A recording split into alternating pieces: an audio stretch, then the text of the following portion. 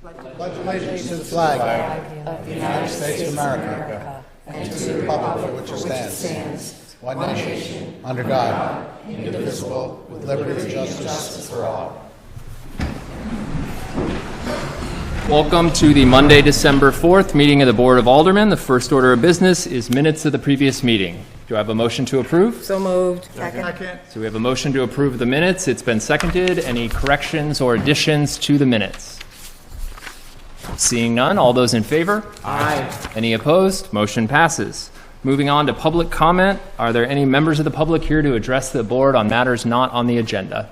Step right up to the podium and just tell us your name and your town of residence. My name is Lori. I've been here for years, and it's been the city I thought I did like is changing in something like a war zone. But the other questions I got that I think we need another sidewalk on the crosswalk on North Main Street. First of all,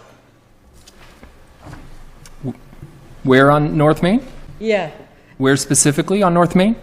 It's like between the Highlander or down lower. That's what we need it there. All right. Alderman McCann? That's something I could try to bring to the traffic committee to consider. Sounds good. So Alderman McCann will bring it up at the traffic committee so that they can Okay, discuss. thank you. If that's Another question is, I'm glad you're here tonight. I've lived at 30 Elm Street for 23 years. There is no fire escape.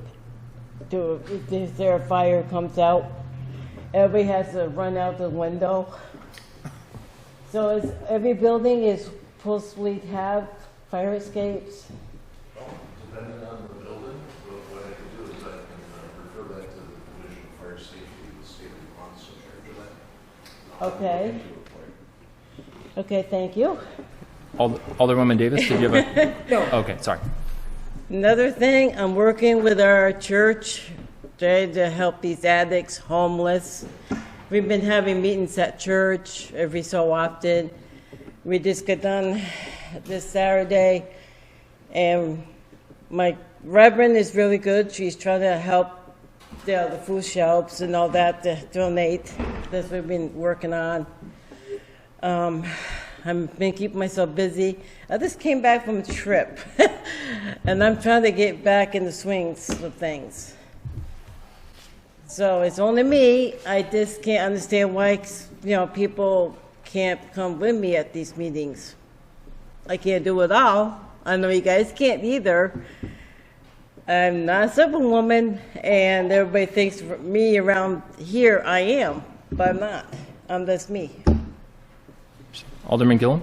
Yeah, I just want to make sure you know where the Public Safety Division is for the state of Vermont. They're on House Street. House Street. Yep. They're in that building on the other side of the shopping plaza, and then on House Street. They're on the House Street side. They're on the second floor. Okay, do you have a number? Because I didn't want to call and try to make an appointment before I just take myself down there and they wonder why. You can go online to the state of Vermont and look under Public Safety Division. Okay, And you'll find their number. They got 5 offices, and they'll have a Rutland office. okay, gotcha. Another thing, I'm just wondering if you're doing something about the bird lady. That's why I call her, because she's still feeding the birds. I know that's, a safety hazard because people will get sick, that they carry diseases. I do a lot of research, and obviously. I believe that individual was at our last meeting and mentioned that an officer had warned her about feeding the birds. So I think she's aware. Okay. All right, that's it. Thank you. All right, step right up.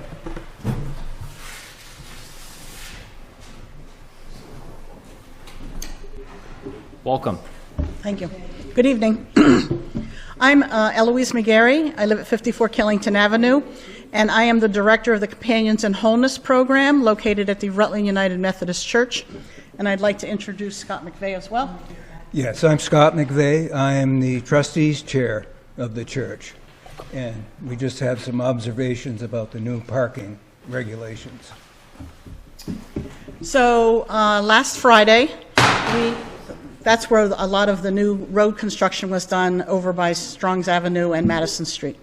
And last Friday, the city put up signs at the 5 parking spaces that were left beside the church to charge individuals who park there.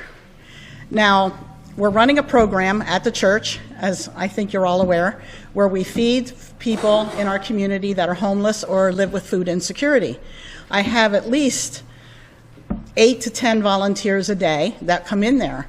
And we have 5 parking spaces plus our little tiny parking lot by the church to be able to have people park. And I really don't want to have my volunteers who come and volunteer their time, many in their 70s and 80s, either have to walk down the street or have to pay to park. So we're here tonight to request that those signs please be removed. It just doesn't make sense to us that we're trying to do something good for the community and for the people in this community, and now we feel like we're being penalized. Right. I think the mayor had wanted to address that. I know that tonight was the first I had heard of those And I parking think signs. Scott has some comments as well. Yep, go ahead. Just an observation. Prior to the work being done on the street, on the east side of the building that faces the little kids park there was a number of free parking spaces. Now there are no parking there at all.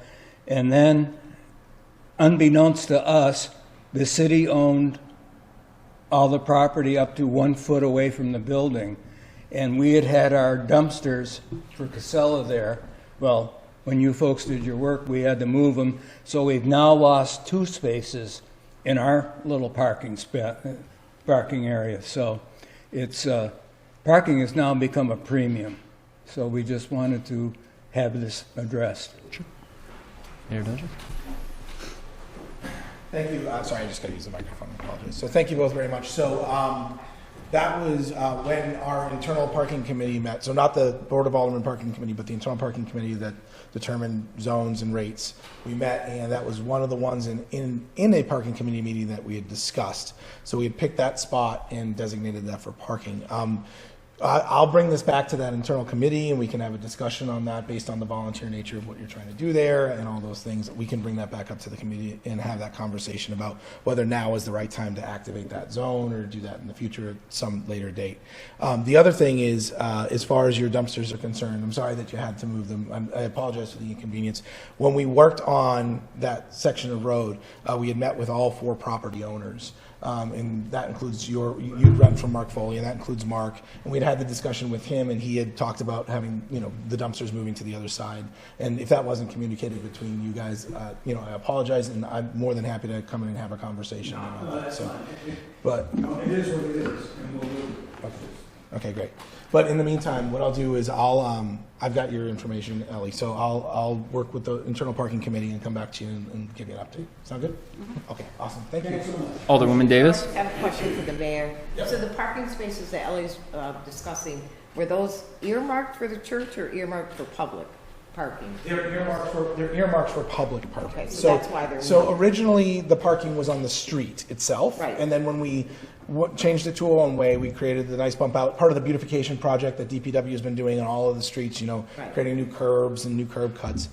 So those parking stalls were created to replace the ones on the street. And I do believe that we lost about 1. We were hoping to gain some, but just the way the engineering worked out, I think you said we're down to 5, and we did have 6 out on the street. So, but they are public parking spaces.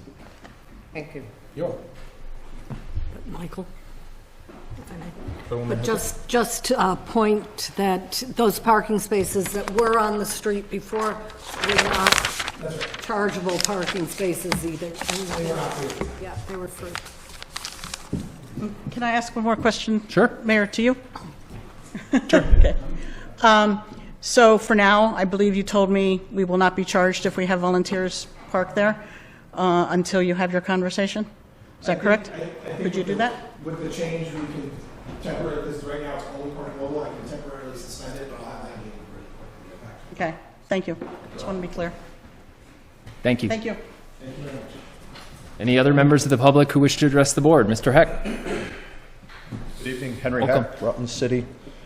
2 weeks ago, I came before the board in regards to having a discussion about a petition forthcoming to basically allow the voters to vote for a city clerk. Unfortunately, the dynamics in this room, the acoustics in this room, which I thought were put $60,000 aside here to take care of this problem, which apparently that money disappeared in some other capacity or it went somewhere else. Alderman McCann made a couple statements in regards to basically optics and concerns, self-serving, stating I was self-serving for wanting this petition. And I have to be honest with you, you know, I'm getting tired of basically doing a job that I did extremely well for 14 and a half years. And now basically I got to look at, you know, I'm self-serving or I'm looking to get something out of the city. I can emphatically stand here tonight and tell you if this petition gets presented, my name will never be on the ballot for city clerk. Plain and simple. It's a job I would never do again, ever, as far as that goes. I think anybody that works for the city should have a so-called option or at least a opportunity to share something. I went and emailed Alderman McCann. Supposedly I have a return email from him today. It's been almost 2 weeks in that capacity. Nobody from this board reached out to me and asked me what my concern was.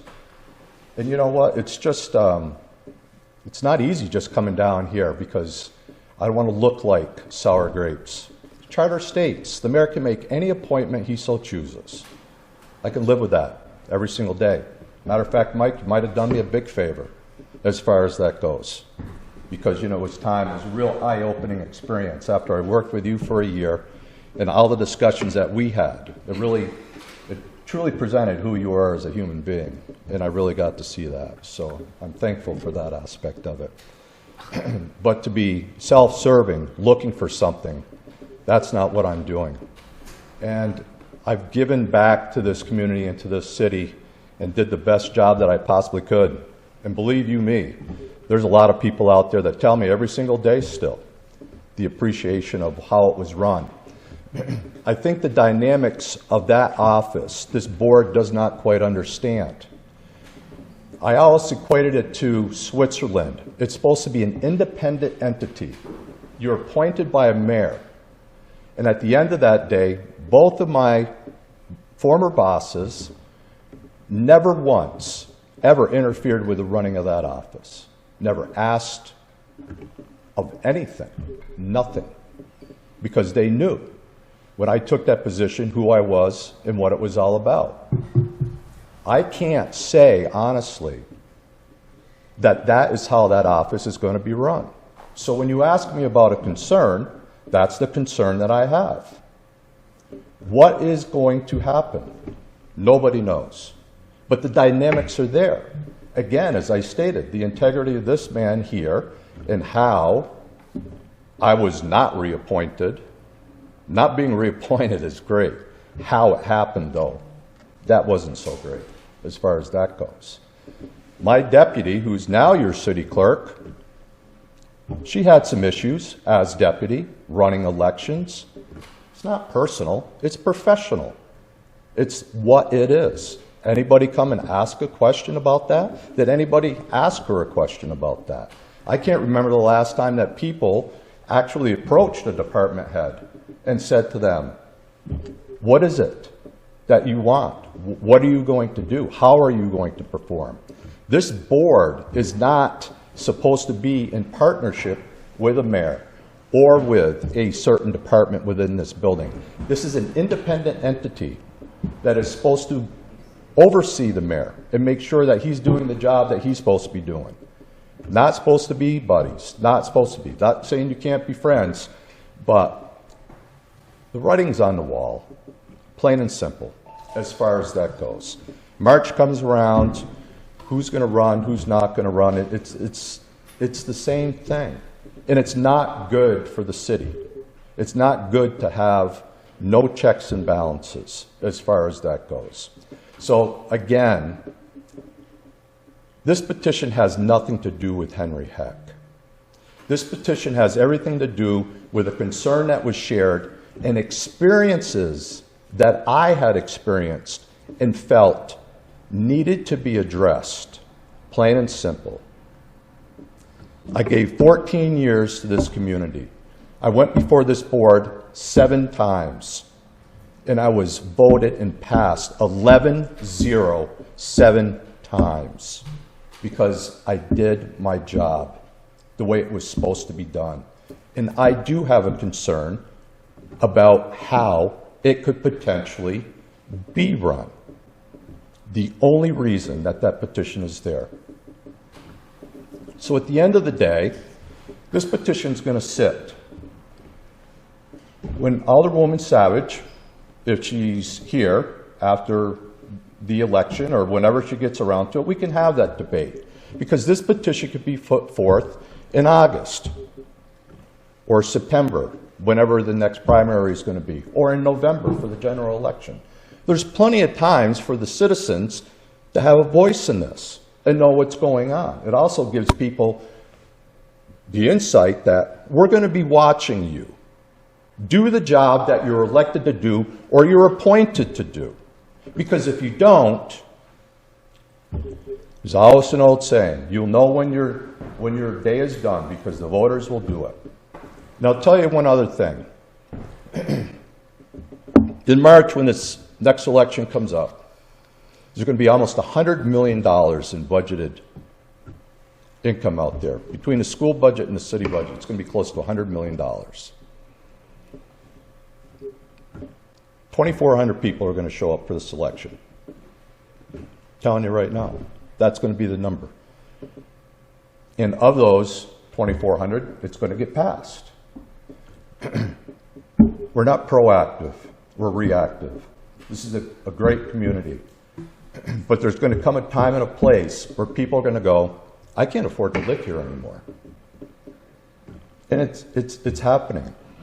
I love to share experiences with you folks about the tax appeals or tax abatements, how they were referred to me because I could fix the problem.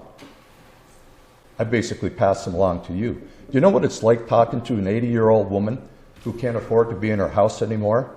And I have to sit there and talk to her and say, ma'am, I hate to tell you, you need to sell your home because you're going to lose it. And it's not once or twice that this happens. This is what's going on out there.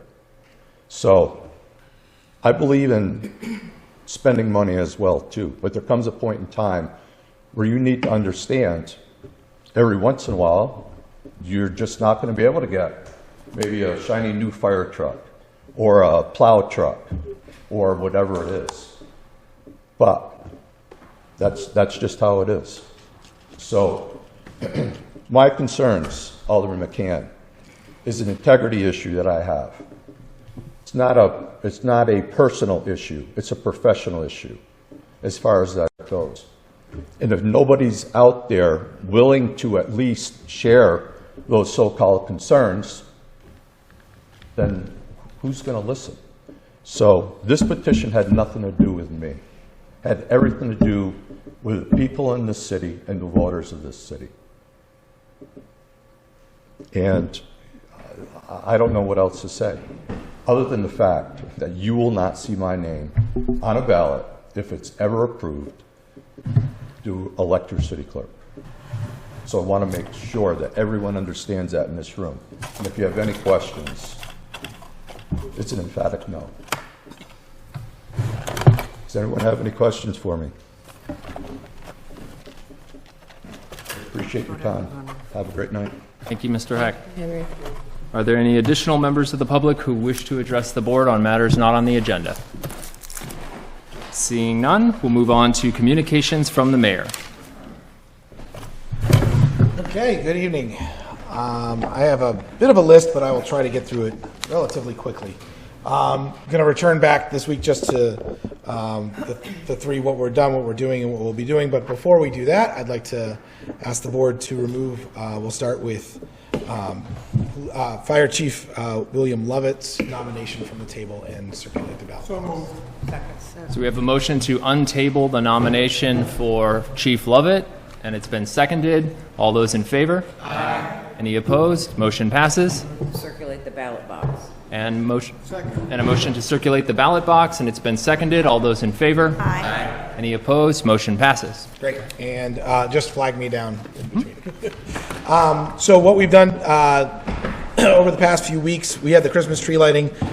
Thanks to DPW, the rec, the fire department, and the downtown partnership for putting that on. It was a awesome time, and I'll tell you what, there was 12 seconds. There was a 12-second delay between the countdown ending and the tree getting lit, and it was hilarious. And it was really actually amusing. Everybody had a great time, and Santa was fantastic to come to Rutland again. Love having him. So, about a week ago, we did a meeting, the ad hoc housing work group did a meeting with the local legislators to talk about the housing needs in Rutland City and in Rutland County as a whole. We did a presentation to them, and that presentation was focused on the three main asks that this larger group is looking for housing in Rutland. We need funding in different ways for all types of housing, right? So affordable all the way up through high-end and market rate. Every single area of Rutland is in desperate need of those types of housing. And that was one of the big asks to the legislature is look at the way you're funding these different things. Obviously, grants to private developers isn't something that typically comes from government, but maybe low-interest loans like we're doing here. Things of that nature were part of the discussion. A second piece of it was policy, right? Act 47, which is the Homes Act, and a couple of other things are going on in the legislature. We want to reduce the burden on developers that want to come to the city and people that want to work on things. So if you want to build 26 units in Rutland now, that means you have to go through the Act 250 process. There are 4 or 5 different things happening in the Act 250 space where Rutland could benefit from what's called a municipal delegation, where A&R, Agency of Natural Resources, could delegate the permitting process entirely to the city, and then the city could manage the communication with those other state departments. So there was a conversation and an ask around that. And then the last piece was workforce development.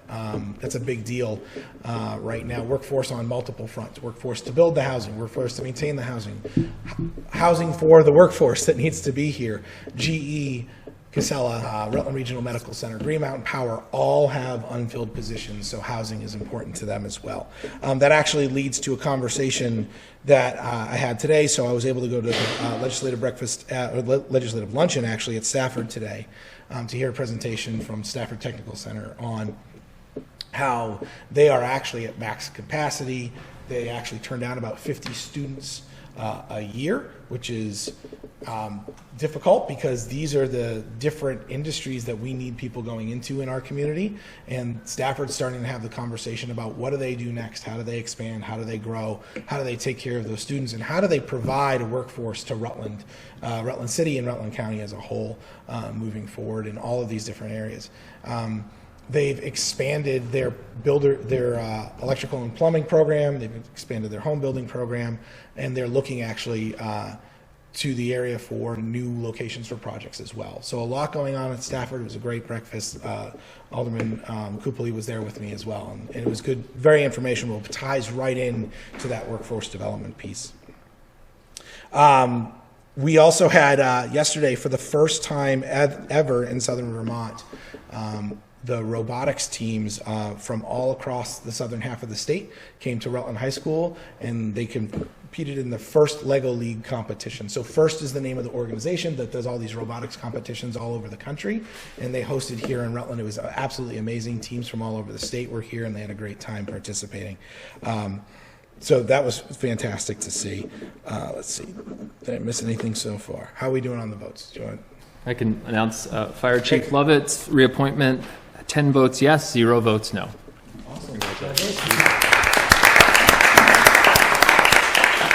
Okay, that works out timing-wise, because I'll ask you to do the same thing for Pat Broman.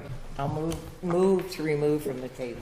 Second. All right, so we have a motion to remove Pat Brome's nomination to the Police Commission from the table. It's been seconded. All those in favor? Aye. Any opposed? Motion passes. And I'll move to circulate the ballot box. And we have a motion to circulate the ballot box, and it's been seconded. All those in favor? Aye. Any opposed? Motion passes. Fantastic.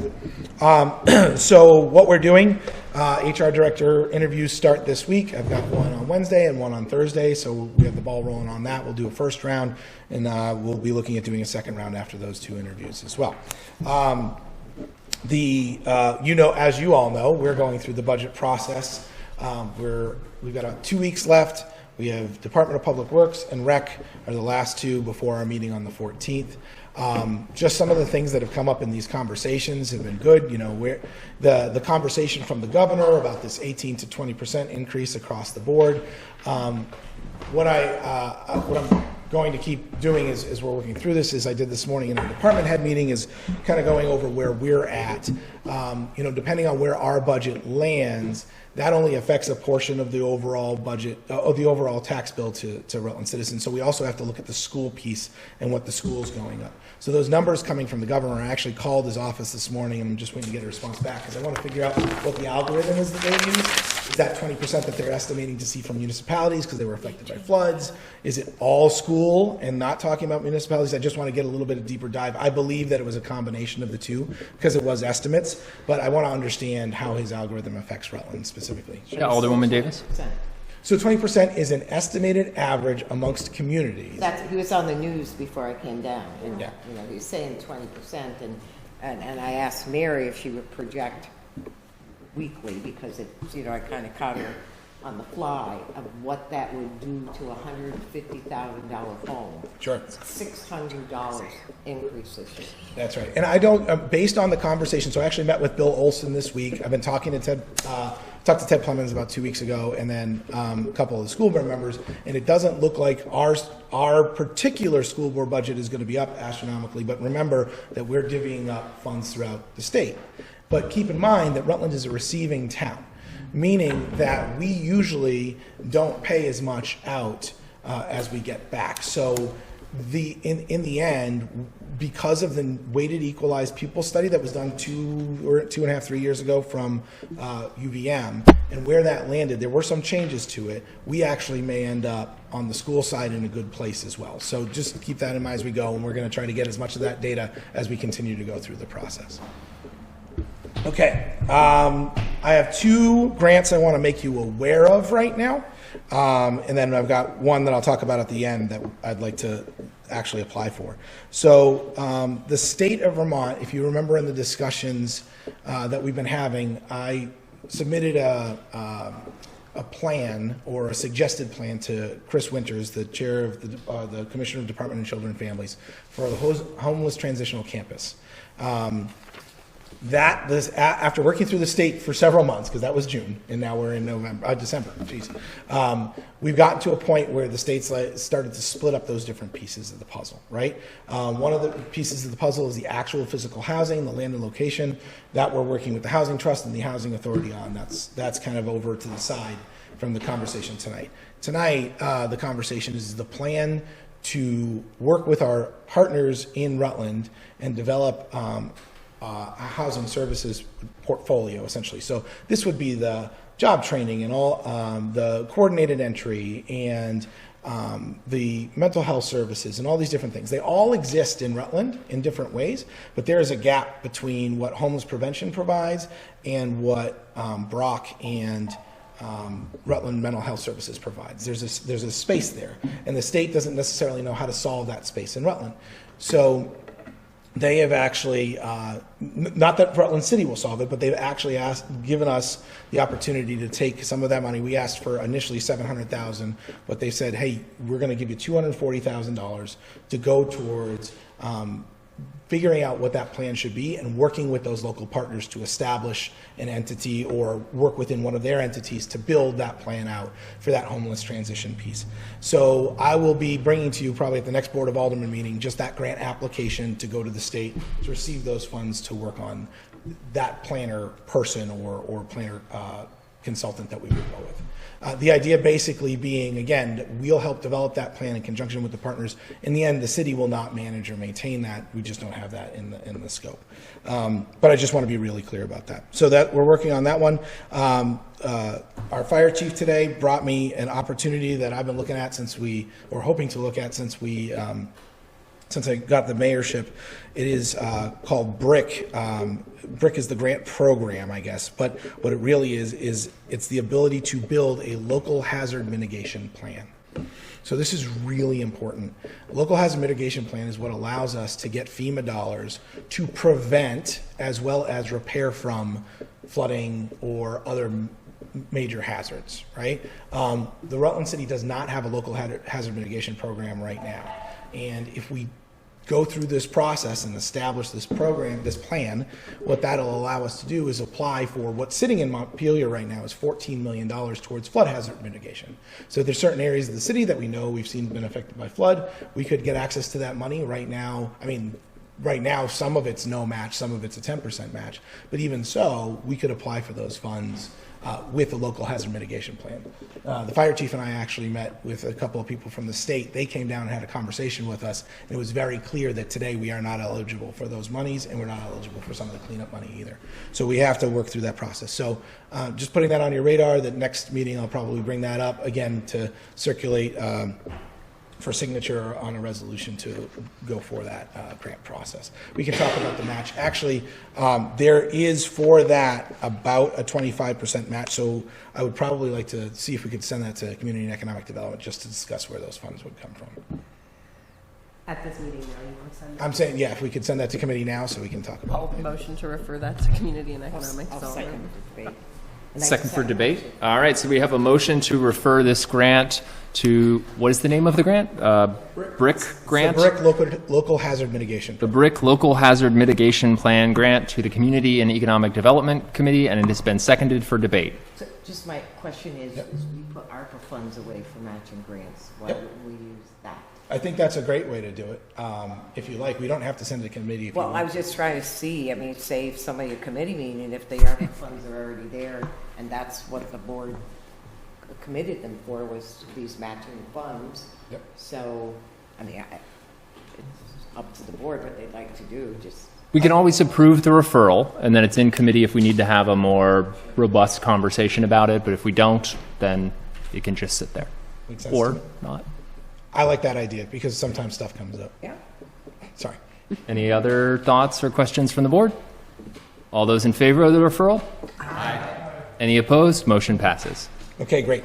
So on that note, I've got one Can more. I interrupt you here? Sorry. Yep. The nomination of Pat Brome to the Police Commission passes 10 yes, 0 no. Fantastic.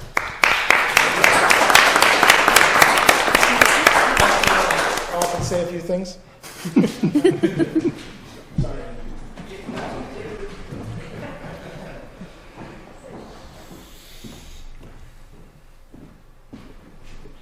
First of all, thank you. You're welcome. And Thank you. I'm glad to be here. And I'm looking forward to serving the community that I'm growing to love. I've been here 2 years, a little over 2 years, almost 2.5 years, and just love the area. So really looking forward to it. Thank you. Thank you.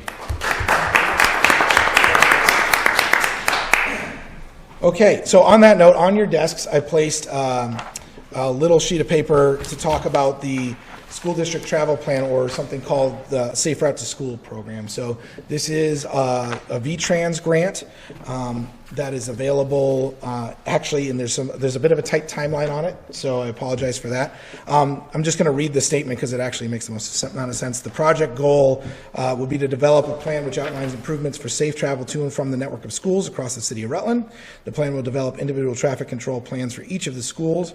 The result of this plan is to improve or enhance safe travel in and around schools, resolve neighborhood and campus traffic conflicts, which we know around the high school and all at Northwest, Northeast, they all happen, and maximize the ability of students and parents to safely walk and bike to school while minimizing the negative traffic impacts to streets and neighborhoods surrounding the schools.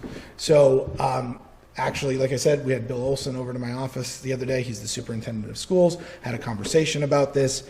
They would absolutely benefit from this. They're willing to put in the time to work on this.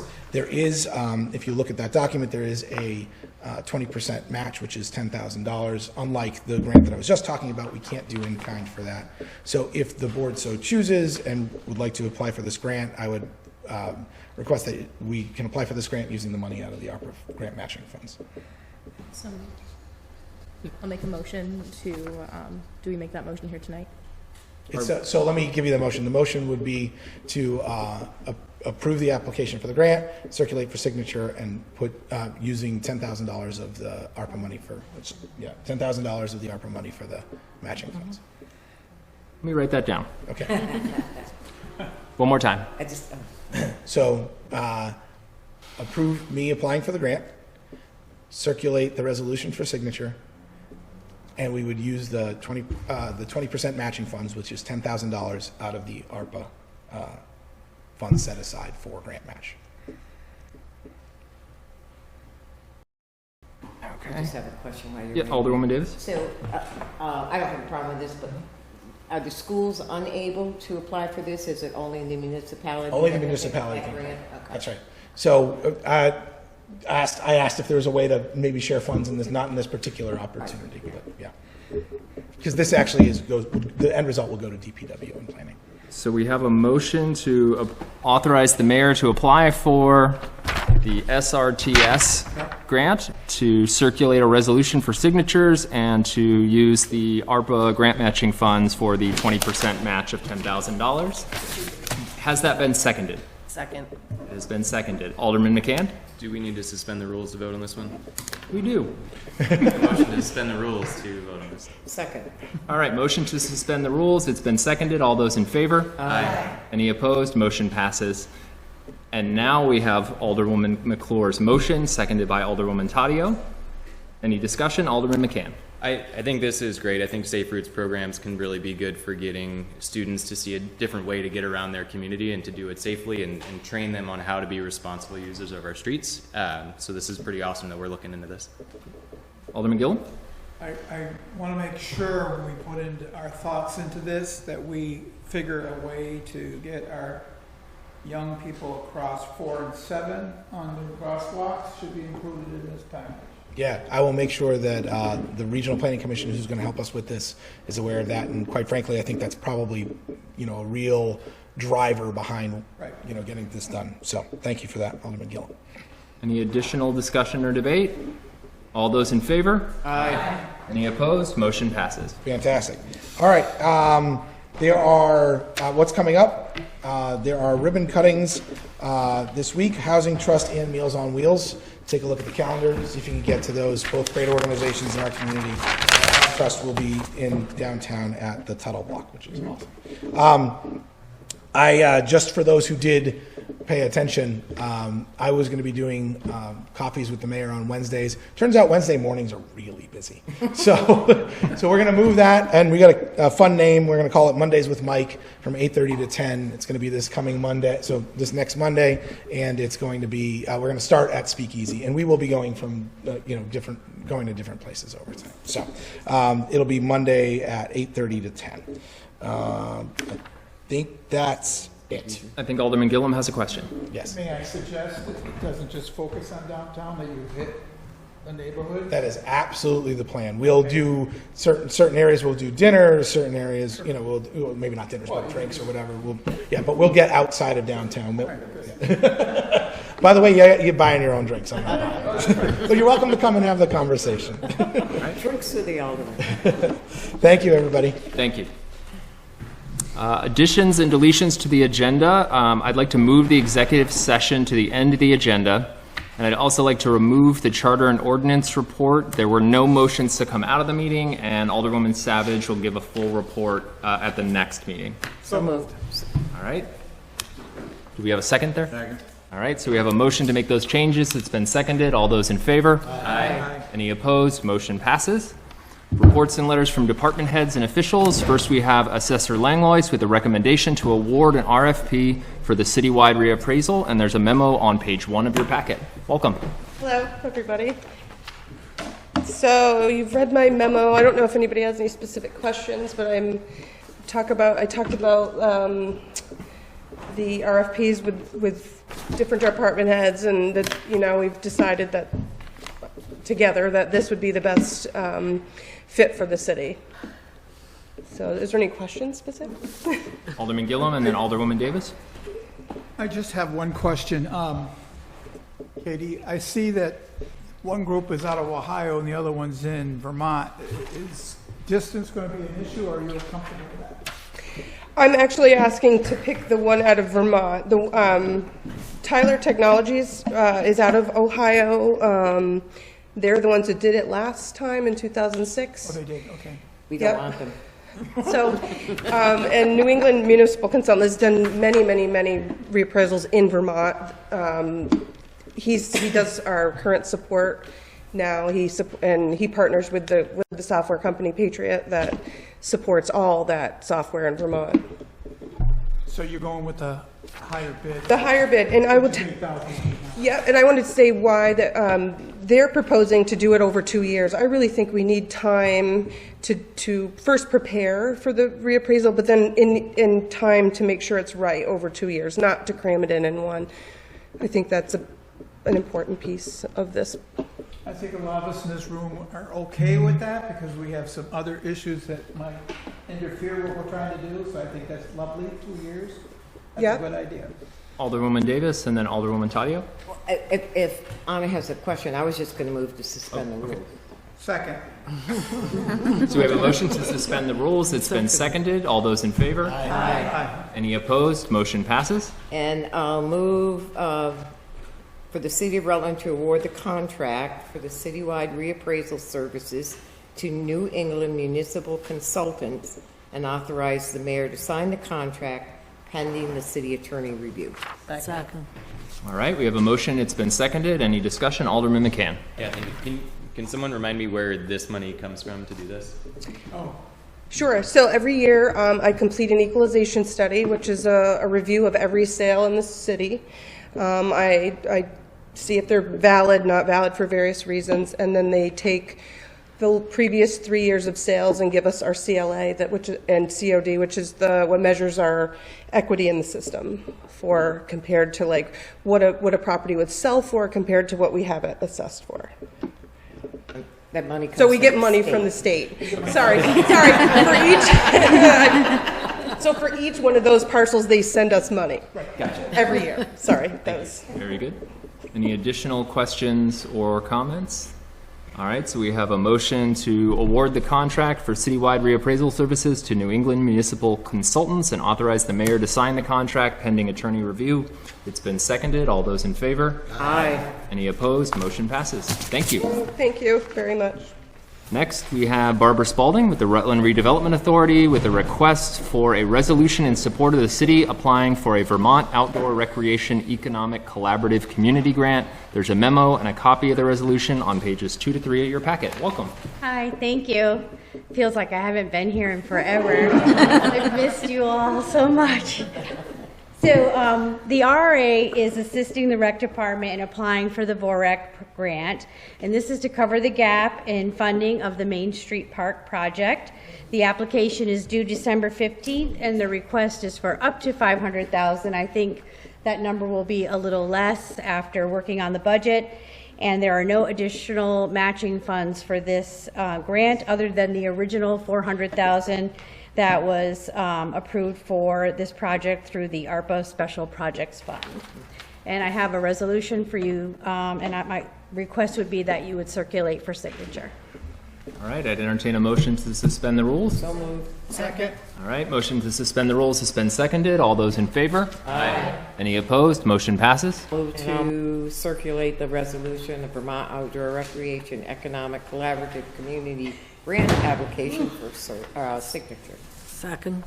All right, so we have a motion to circulate for signature the resolution in support, and it's been seconded. Any discussion or debate? Alderman McCann. Thanks. Can you tell me how much you all include for either the indirect cost or overhead rate when you apply for these sorts of funds? Do we account for any sort of like administrative fee in that, or does it go straight to project? Yeah, we can put in for administrative. I'm not sure if I will for this one, just because there's no match, and our number is pretty high. Right now we're at 472,000. I may put in for a little bit more, assuming that we might get less. But Russell Construction is the contractor for this, and if the timeline for this is our grant, I've written the grant. We have a couple things we have to do to tidy it up. The grant will be announced in February. Russell will be doing phase one no matter what with the current funds that we have from ARPA, which will get us the gazebo up and open for the summer. This gap funding is we feel really good about it. It's a very competitive grant. It doesn't require the 400,000 match, but because we have that and the city is committed, that's really going to help that to get it further along. So we're really excited about it. So I would just add to your question, if you're asking about grant admin fees for the RRA to administer the grant. Yes. So this is one of those issues where we have a contract with the city to do grant administration for city grants. So when the city applies for a grant, feels like we've already been paid for that. So it would feel unethical to then charge again for the grant. Any additional comments or discussion or questions? Seeing none, so we have a motion to circulate for signatures, a resolution in support of the city applying for the BORAC funds. It's been seconded. All those in favor? Aye. Any opposed? Motion passes. Thank you. Thank you. Next up is Treasurer Markowski with an update on the first installment of the local option tax and the Capital Improvement Reserve Fund. There's a memo and supporting documents on pages 4 to 11 of your packet. Hi, everyone. The city received the first installment for the local option tax. It was $423,000. It was wonderful. But I wanted to give an update. What was on that ballot? Why did we pass the local option tax in Rutland? So if you remember, in March, it was on the ballot. There were 3 items that we had decided we're going to use this money for. One being a deposit into any capital improvement reserve fund that is established in accordance with Vermont 24 VSA section 2804. I did look at that a little bit, the section in the statute that it is basically saying you go to the voters and you establish this fund for the purpose that the voters have elected. It's pretty general, the language in that. The other purpose was for reducing the deficit in the unfunded pension position specifically. And then the third item was financing the construction, reconstruction, or repair of city buildings, streets, sidewalks, or other infrastructure. So that gives us an opportunity, number 3, to do some of those paving projects and not go out to for a bond. So hopefully in the future we won't bond for $1 million in paving and pay $1.5 million after all said and done. So that is why we did this, those kind of things. So, but when we were in the FY25 budget proposal includes several items that would be paid for through the local option tax. So we had a lot of discussion at the first meeting, the public safety meeting, and it's nothing to do with public safety and not wanting to fund those things, but just thought we needed a little bit of clarification. We were discussing what's a vehicle, what's machinery, how do those things fit in? So I did a little bit of research with what was actually on the ballot, what the voters approved, and where that language came from.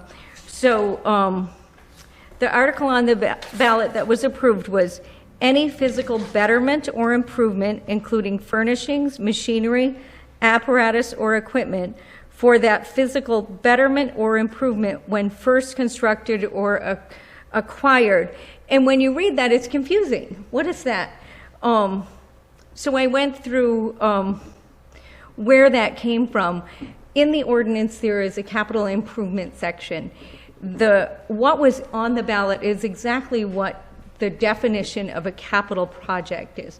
So we got caught up in, can we buy vehicles? I think I wanted to provide some clarity of where that language came from. So I think, in fact, the voters approved a capital reserve improvement fund for capital projects like the city park. If we didn't have ARPA, think of all the things we've done that we would be able to do through that project. So that was one item in there, and it also included the preliminary studies and surveys related to the physical betterment or improvement. So again, in line with the project, and then also land or rights in land. So I really think that as a board, and I know this is in committee, we really need, the discussion needs to be had about how much is going to go to this part, three things. What's going to go to pension? What's going to go to capital reserve? What's going to be in that item 3, that infrastructure? So I wanted to provide a little bit of clarity. I don't know if anybody had any specific questions or if you agreed with me or disagreed with me. We can certainly talk about it in committee, but it seemed pretty clear pulling those things together. And for the treasurer, Alderman McCann, I believe, has a question. Oh, sure.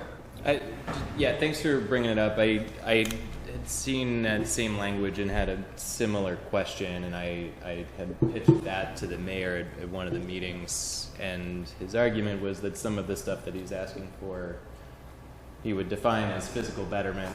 I'm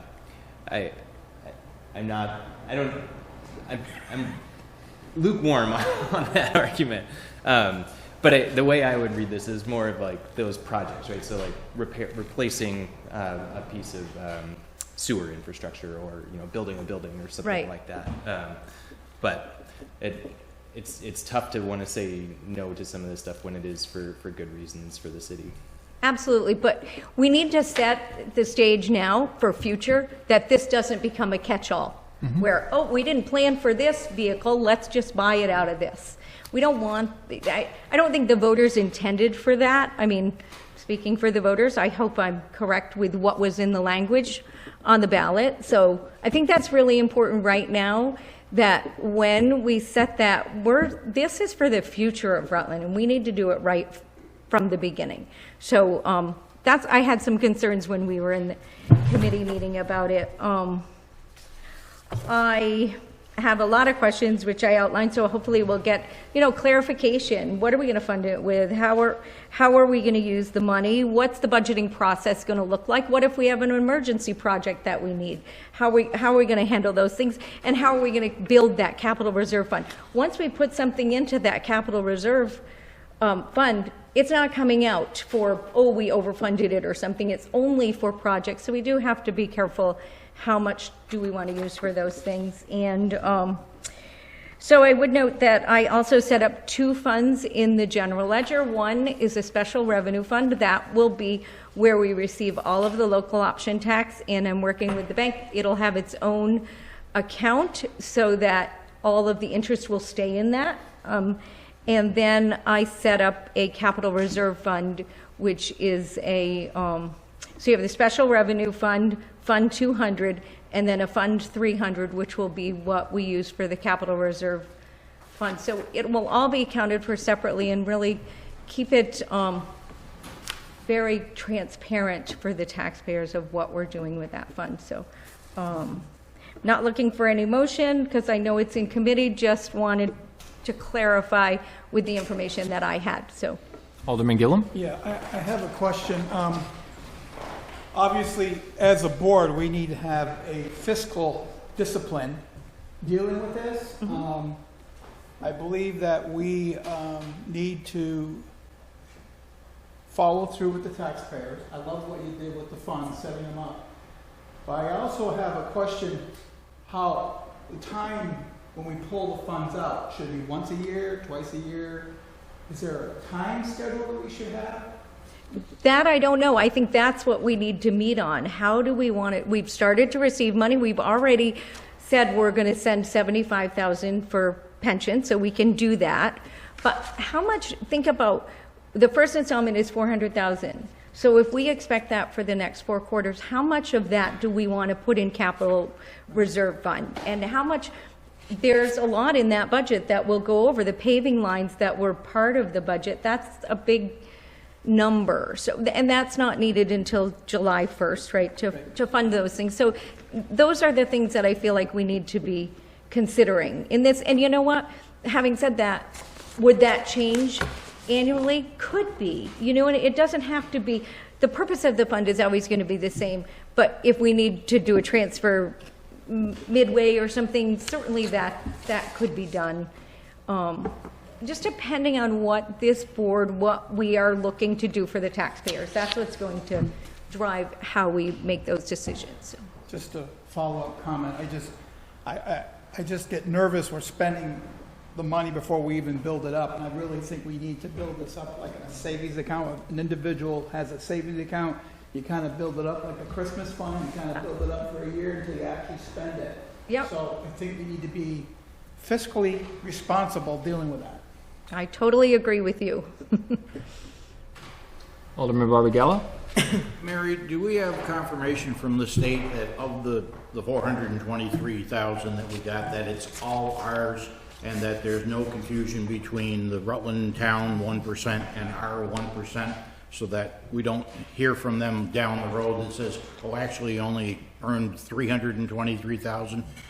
You know, I do not have confirmation of that. And I did speak with a representative at the state on how they have invested a lot of money in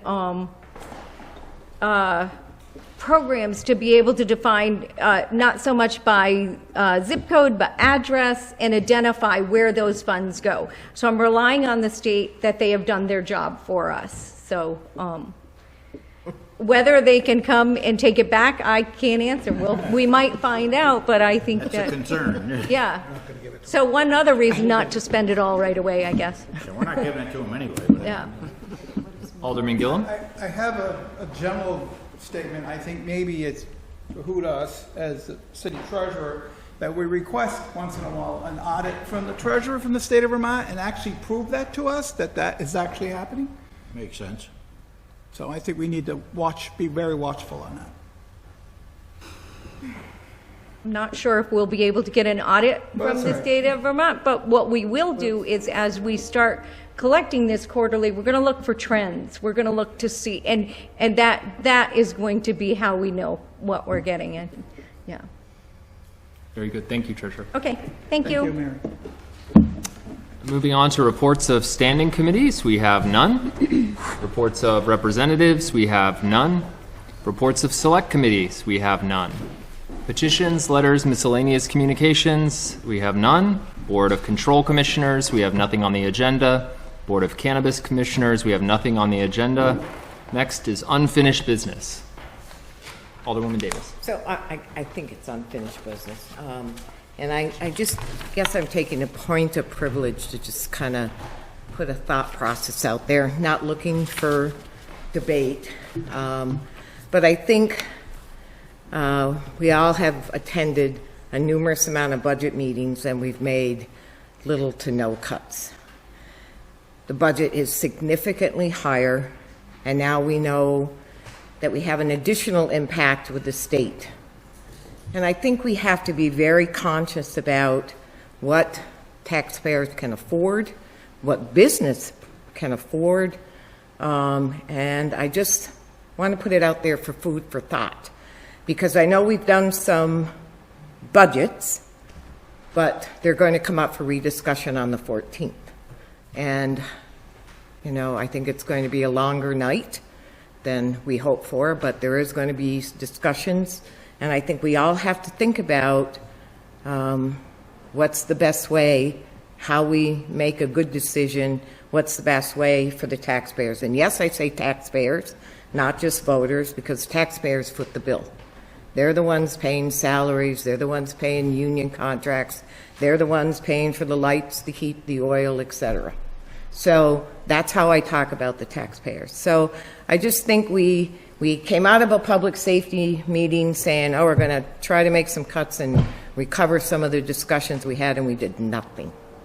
So with that said, I just want to say I think we need to, between now and the 14th, have some food for thought of how we trim this budget.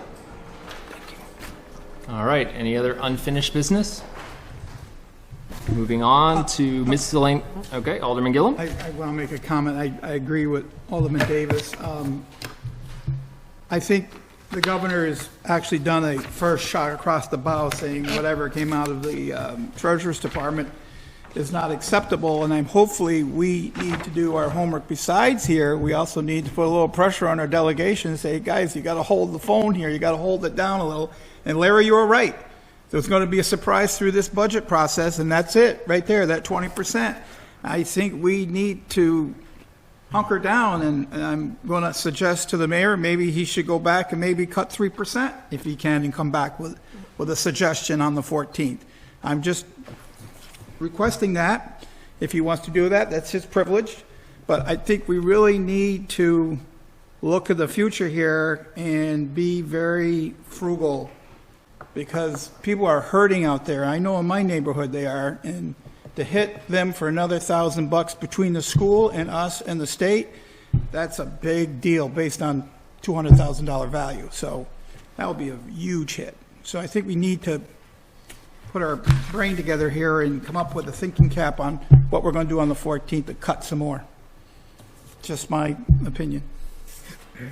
Alderman Gillum. Moving on to miscellaneous motions, resolutions, and new business.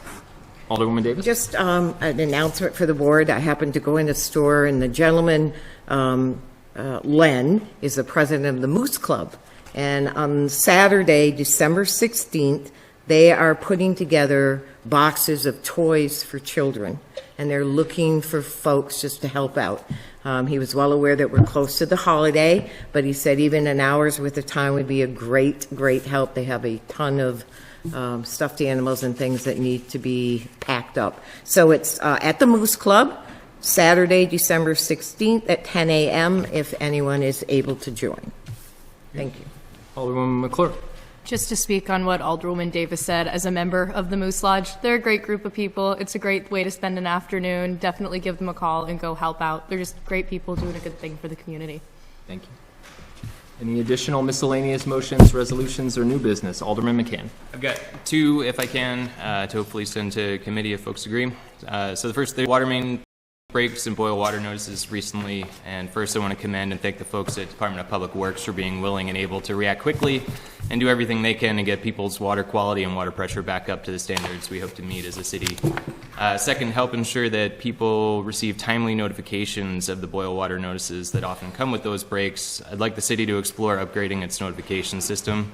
As far as I know, the department does a good job of utilizing its Facebook page to get the word out quickly. Social media can sometimes be a great first step for the rapid sharing of information, but it doesn't always hit all of the intended audience. I think the city could be doing more with something like an alert system that pushes messages out to cell phones. So I'd like to refer a discussion of improved delivery of emergency information to Rutland City residents and visitors to the Public Works Committee. Second.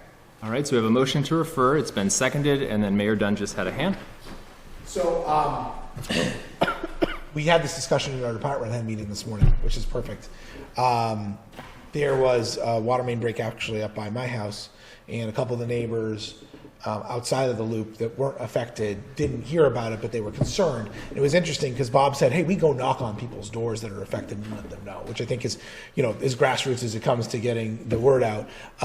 But those other neighbors didn't know that they were knocking on the doors, right? That the DPW was knocking on the door, so they thought, well, maybe it's affecting me.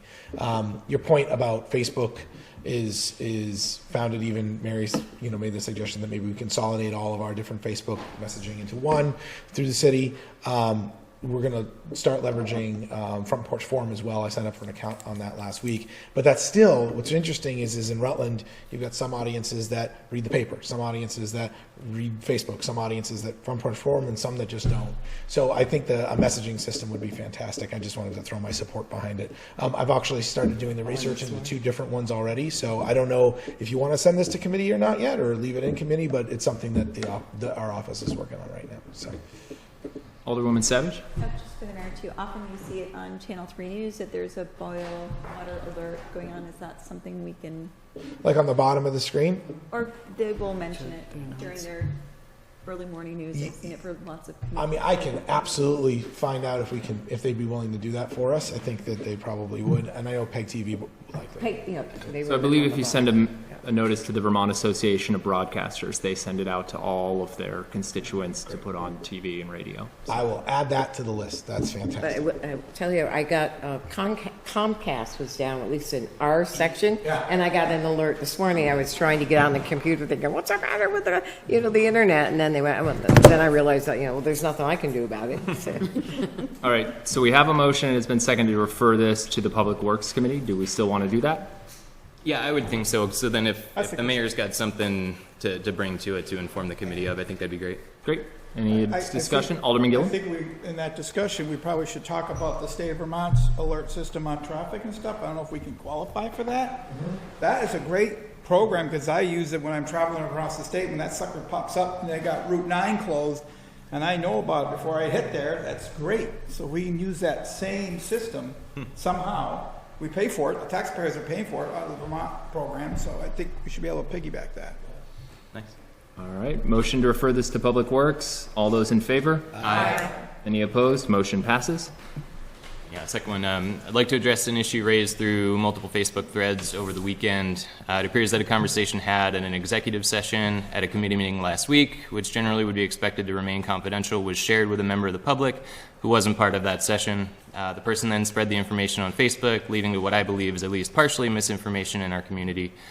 As a new board member, I was under the impression that executive session discussions were confidential, but I couldn't actually find any explicit reference to this in our Board of Aldermen rules, the city's charter, the city code of ethics, or the Vermont statutes.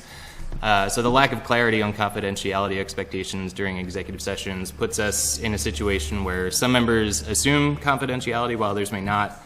To avoid such incidents, I propose clarifying our expectations through a written policy. So I move that we refer the discussion on confidentiality expectations during executive sessions to the Human Resources Committee, tying it to the ongoing discussion related to a code of conduct. Second. All right, so we have a motion. Attorney LaChance. Sorry, I'm actually kind of happy you brought it up. I actually, not entirely related to that, but there is a section on executive sessions in Title I. It's section 313 that goes through some of that and might help clarify some of that. I'm happy to bring that up to the committee discussion if we have a fuller discussion on it, because I didn't really have time to prepare anything for that tonight. But it does give a bit more detail on what exactly is included and excluded from discussions within executive session in terms of privacy and that. So. All right, so we have a motion to refer. It's been seconded. Any discussion? All those in favor? Aye. Any opposed? Motion passes. Do we have any additional miscellaneous motions, resolutions, or new business? Seeing none, we have an executive session, and if Attorney LaChance would read the language to move us into that. Yes, at this time I'd like to make a motion to enter into executive session with the inclusion of the mayor, fire department chief, treasurer, clerk, and city attorney to discuss the appointment related contract of the fire department chief as allowed under Title I, Section 313A3, to go over Bill's contract, and I'll accept. So moved. Second. All right, so we have a motion. It's been seconded. All those in favor? Aye. Any opposed? Motion passes. And we need a motion to go into executive session. So moved. Second. All those in favor? Aye. Any opposed? Motion passes.